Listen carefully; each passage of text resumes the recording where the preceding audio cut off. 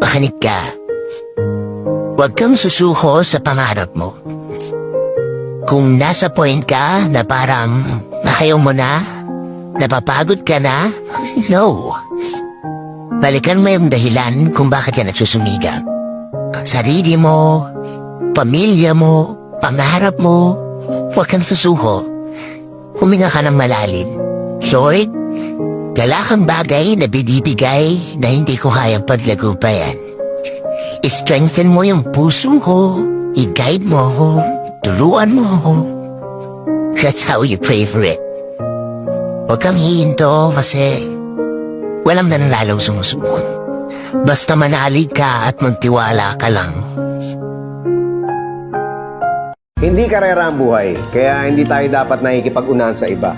Kung lagi nating ikukumpara yung mga sarili natin sa mga taong nakakalamang sa atin, ay hindi tayo magiging masaya.